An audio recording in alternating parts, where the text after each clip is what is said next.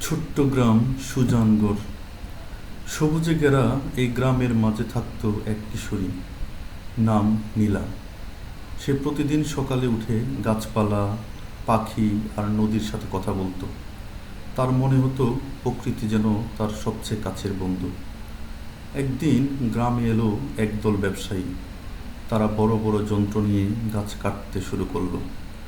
নীলার প্রিয় আম গাছটাও তাদের উঠালের লক্ষ্য হয়ে গেল। নীলা কেঁদে বলল, দয়া করে এই গাছটা কাটবেন না।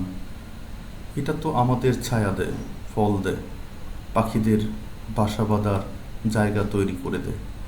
কিন্তু কেউ তার কথা শুনল না। রাত হয়ে গেল।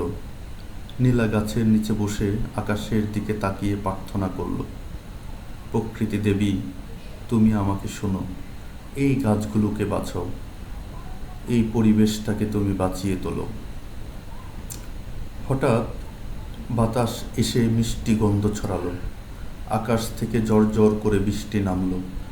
আর আশ্চর্যের বিষয়, সেই গাছটা কাটা হচ্ছিল, তার কাটা অংশ থেকে আবার নতুন কুঁড়ি গজালো।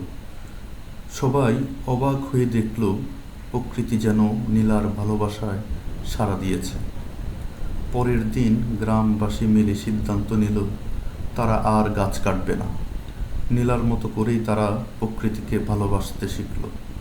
আর সুজানগড় হয়ে উঠল সবুজের রাজ্য, যেখানে মানুষ আর প্রকৃতি পাশাপাশি বসবাস করে।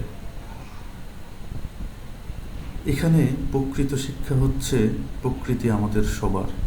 একটু ভালোবাসা আর যত্নে ফিরে পাবো আমরা তার অকৃপণ দয়া। তাই প্রকৃতির সাথে আমাদের প্রেম, প্রকৃতিকে আমাদের ভালোবাসতে শিখতে হবে।